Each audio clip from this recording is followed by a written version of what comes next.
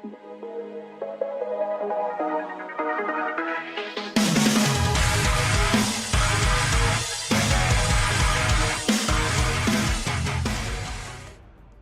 what's up guys? Bajheera here. Got some more Arms Warrior 3v3 arenas as Turbo Cleave on our way to 2750 plus in Season 2. So these games that are part of this sort of Turbo Cleave commentary series are games that led us to 2750 plus and put me in position to push for rank 1 this season. So these are not only pretty cool games to share with you guys, they're also very important in terms of me getting Fearless Gladiator. So really glad to be able to share these games with you guys. So against this team, I'm going to heroic leap and charge all the way across the map to make sure that I deny this Warlock and the rest of his team access to that demonic gateway. And that tactic is especially important because we're going to look to set up on the enemy team's Resto Shaman. But first, we're going to hit the Warlock. So a lot of times against Boomkin teams, I will use adaptation to make sure I get out of that clone instantly. But in this game, I'm glad I didn't, because I end up getting out of the Hex Totem and the Cyclone and keeping my Trinket, which is going to be very important when we're actually trying to do damage to the Shaman. And that's exactly what we're doing here. Swapping to the Shaman with the Charge Stormbolt, I'm able to Blade Storm the Warlock's Infernal Call down, and since the Shaman has used Earth and Shield, has Fell Lord down, I'm just going to go ahead and fear him there to try to negate a few of those cooldowns, meanwhile dealing damage to the lock.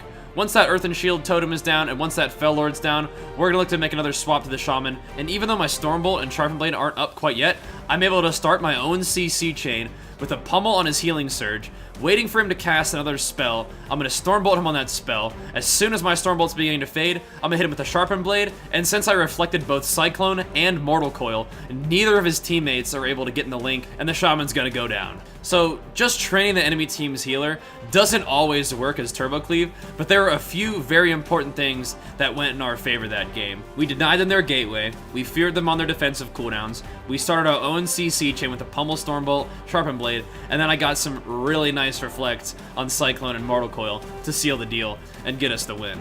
Alright, this next matchup is up against a little bit of a lower MMR team. This is like, sometimes when you queue and you have to wait a long time to get your queue, you end up fighting a team that's a little bit lower, but this composition is nothing to, turn your nose up at. Arcane Mage, Windwalker, and Resto Druid, that's some scary stuff. They have a lot of bursts, so the initial part of the game is kind of feeling things out and seeing if we can't peel their initial offensive pressure. But keep an eye on the enemy team's Trinket situation, because neither the Windwalker or the Arcane Mage have a Trinket at this point. So I'm going to be able to fear them both full, and that's going to allow my Mistweaver Monk to get my Shaman back to full health, and we can start thinking about dealing some offensive pressure of our very own. So we're looking to hit this Arcane Mage. I'm going to hit him with a stun, and we're going to pop a few cooldowns on him to try to see if we can do some damage. The issue with that is not only are Arcane Mages pretty darn mobile with like 4 different blinks, but Windwalker Monks are also able to peel against us pretty well, just with double leg sweeps and double Fists of Fury, so that first attempt at getting this Arcane Mage down was not very effective. However, our Mistweaver Monk trying to CC the enemy team's Resto Druid during our offensive pressure attempt netted us the Resto Druid's Trinket, and that's very important because that opens up the Resto Druid as being a very, very viable kill target for us. So basically, we're going to have about a minute and a half to try to set something up on this Resto Druid, and my fear is coming up in 40 seconds. I'm going to have whatever cooldowns I need pretty much on demand. So the main thing we have to do right now is basically stay alive. And that's not always easy to do against a team that does as much damage as Windwalker Arcane Mage. So basically, I'm waddling all the way across the map. I have this Arcane Mage slow on me. The Resto Druid's not letting me get very far with the Typhoon and the Roots. And of course, the Windwalker is able to stun me as well. So that's a bit annoying, but patience is the name of the game. And our patience nets us a sap on the Resto Druid out of form. My Shaman and my Monk both get leg swept, but I'm able to leap in and initiate the combo with my Stormbolt, followed by a Sharpened Blade, followed by a leg sweep, and that Druid is going to get decked for getting caught out of form with no Trinket, and with us having all of our offensive cooldowns to punish him for it. So even though this team is a little bit below our MMR at the time, it still is a fun match to show just how powerful Turbo Cleave burst swaps can be, even if they're on a healer. So a lot of times when you're playing Turbo Cleave, things can be looking a little bit grim, but if you don't lose hope and if you stay calm and pay attention to what weaknesses there are in the enemy team in terms of, Trinket or cooldown usage, a lot of times you can set up some pretty nasty burst opportunities and turn the game around very, very quickly.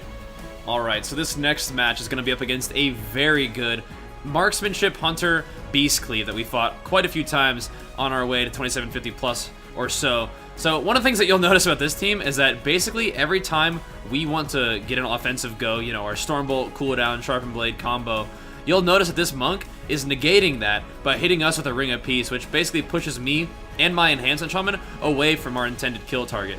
So that's going to be something that we're going to have to deal with throughout the course of this match. And one of the ways that we can deal with that is just making sure that our whole team is really in sync when we want to set up those offensive burst opportunities. So you're going to notice that my monk is definitely going to have to hit that sap well before I throw off my Stormbolt, or at least nearly at the same time. So my monk's going to go for the sap, we're going to land it, got the Stormbolt down. The Shaman's going to use his Trinket on this go attempt, though. So even though we didn't use big cooldowns, we're still able to force Trinkets from the enemy team just from executing our CC chain as a team properly. And you'll notice that we're turning some of our pressure over to the enemy team's Marksmanship Hunter.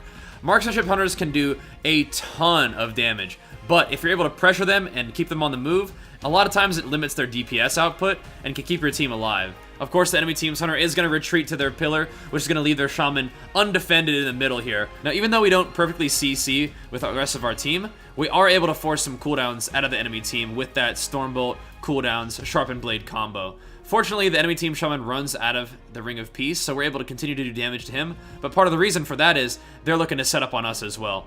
The monk ports into me, which is going to give me the opportunity to land a fear on him and continue our damage on the enemy team's Enhancement Shaman.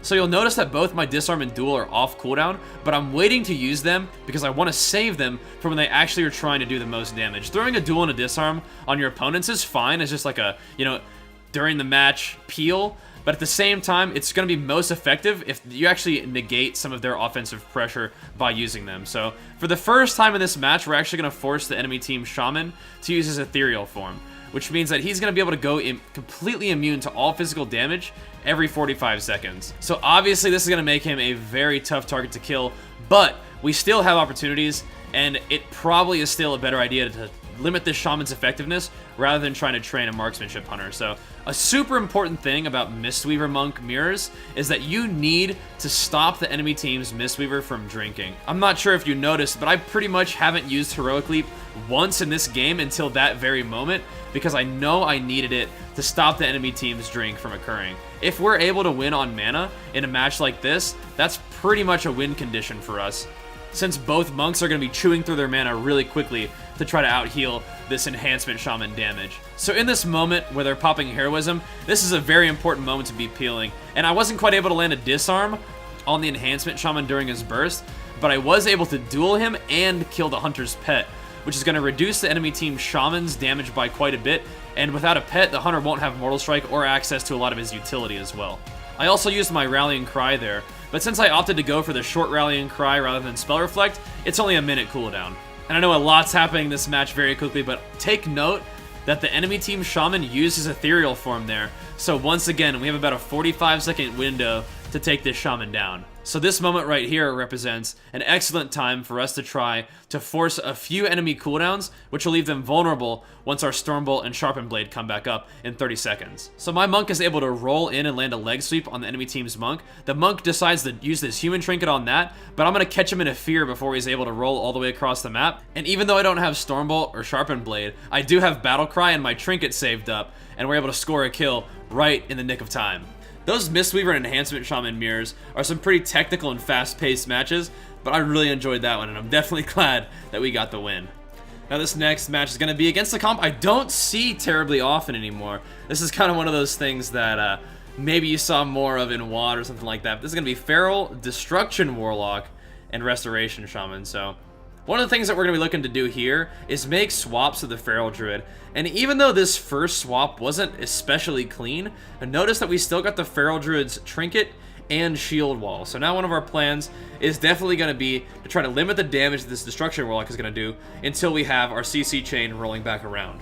Because even though Destruction Warlocks aren't quite as popular as Demonology Warlocks these days, a free casting Destro is still a terrifying sight to behold. Not only because Chaos Bolts really hurt, but also every time a Chaos Bolt lands, it puts a Fell Fissure on the ground, and before you know it, you're going to get caught like me, standing in an undodgeable pile of Fell Fissures, which is going to reduce the healing I take tremendously and force my Die by the Sword and parry just to survive. We're able to get a little bit of damage with the Feral Druid in that moment, but At the same time, my health bar is not looking too good, and that's going to force the cocoon out of our team. So once again, we're going to try our best to shut down this Warlock, try and force Urshield back onto the Warlock so we can safely swap back to the Feral Druid.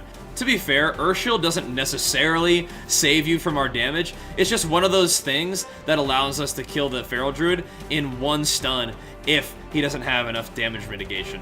Don't believe me? We'll prove it right now. We're gonna kill this Feral Druid in a sap into leg sweep, storm on the Feral Druid, no defensive cooldowns from him, and we make that Feral Druid evaporate. Now, if we would have waited just a little bit longer, I have my fear there too, but hey, if the time is right and the burst opportunity is prime, sometimes you gotta go for it, and that's exactly what we've been trying to set up that entire game. So once again, as I talked about earlier, you know, things weren't looking too great for us. We were kind of out of cooldowns. I definitely didn't have parry, rally, we didn't have any more cocoon. Our health bars are all at about half, but if you're diligent about setting up your burst, that can turn the tide of battle and get you close wins in sketchy situations. So this next matchup is going to be against the composition that I bet you guys see a fair amount in higher level arena, which is Demonology, Warlock, Demon Hunter, and Restoration Shaman Healer isn't quite as popular as Resto Druid, and part of the reason why is probably because you can put burst opportunities like this into a Resto Shaman and force a lot of cooldowns at an enemy team. In that one burst go, we had Fell Lord, Darkness, Shaman Wall, and Spirit Link all used at the exact same time. And to be fair, we were not able to land the kill against the Resto Shaman there, but they sure did use a lot of cooldowns. Unfortunately for us, spoiler alert, we weren't really able to end the game, you know, very quickly at all, even though we forced everything out of the Resto Shaman. So what we're going to do here is basically mostly try to hit the Demon Hunter, because that's one of those targets that we can do a ton of damage to in a stun. This time, however, the Demon Hunter is going to trinket and hop right up into the air and avoid our pressure, which is going to lead us to try to swap to the Shaman, but a few Earthbind totems later, he is across the map, and we are just behind the pillar trying to hit this Demon Hunter. The Demon Hunter is going to cleave all of us, and with the Demonology, Warlocks, and Powered Pets, that's going to force a life cocoon out of our Mistweaver. So at this point in the game, we're not super happy. We have a little bit of trouble connecting to targets that we want to hit. The Shaman was able to survive all of our cooldowns dumped into him. But like I said, as Turbo Cleave, it's best if you're able to keep your cool, stay patient, and try to find weaknesses in the enemy team's defenses that you can use to your advantage. So the Demon Hunter is kind of dead zone cutting us right now. He does have Urshield, and since we forced so many cooldowns from the enemy team Shaman, we would definitely like to swap back to him. Unfortunately for me, I'm really not going anywhere. The Demon Hunter's dead zone, plus the enemy team's Resto Shaman cutting around the pillar is going to make it a very tough target for me to swap to. I'm finally able to Heroic Leap around the pillar and land a Stormbolt, which is going to let us get some pressure on the Shaman. But since I wasn't able to connect for so long, it's really not going to stick. Fortunately, we did still force the Shaman's shield wall, and I was able to land a kick on the Shaman as well to limit them a little bit while standing in that Fell Lord. I land a big fear on both DPS, which is going to buy us a little bit of time to get our health bars back in check and get a little bit of free uptime on this Resto Shaman. I'm going to land another pummel on the Resto Shaman, which starts a CC chain that we saw before. Pummel into Stormbolt into what would have been a Sharpened Blade, but we don't even need it to wipe this Shaman off the map. So I said that Demonology, Warlock, and Demon Hunter is usually run with the Resto Druid, and I think you can see why. The Shaman's lack of being able to get away from us as melee kind of set them up for a rough situation, but I'm definitely not complaining. We did our job, we forced cooldowns, we kept a level head, and we were able to connect on that Shaman right there at the very end, and with no cooldowns left, take him out. So this last match for this video is going to be up against a very, very scary and very difficult team for us. Destruction Warlock, Frost Mage, Resto Shaman. Both of these casters can do incredible single target burst damage while making it very difficult for us to move around the map. So we're going to have to make the absolute most out of the uptime that we have. Instantly, even though I'm sitting on the lock and pummeling him, they're going to force a life cocoon on my enhancement Shaman. And at this point, we really have no choice but to try to get some offense rolling on this Restoration Shaman. We're going to force his Shield Wall and his Spirit Link, and instead of tunneling through those two defensive cooldowns, I'm going to land a big triple fear on every member of the enemy team, which is going to get a Trinket out of the Mage, a Will of the Forsaken out of the Warlock, and render the Shaman's cooldowns much less effective. Out of the fear, we're going to go back to the Shaman, which is going to force one of his last defensives, his Ascendants, and without this, it's going to be very difficult for him to keep his team alive. As you can tell by our health bars, it's very risky to let a Frost Mage and a Destro lock free cast on you, so if you are going to apply pressure to their healer, you better get some work done quickly and hopefully find some way to CC those 2 casters while you do so. As I mentioned before though, we force pretty much every defensive cooldown out of the Resto Shaman, so even a small set of cooldowns like the ones we just popped there end up netting us a kill against that Destruction Warlock and getting us a win against a potentially very scary composition. That is going to bring us to the end of this video, guys. I've got quite a few more Turbo Cleave games on our way to 2750 to share with you guys, so if you do enjoy these arena commentary videos, please be sure to let me know by giving this video a big thumbs up, leave me a nice comment, and subscribing if you guys haven't subscribed already. Either way, appreciate you guys watching, hope you enjoyed, and I'll see you guys next time. Peace!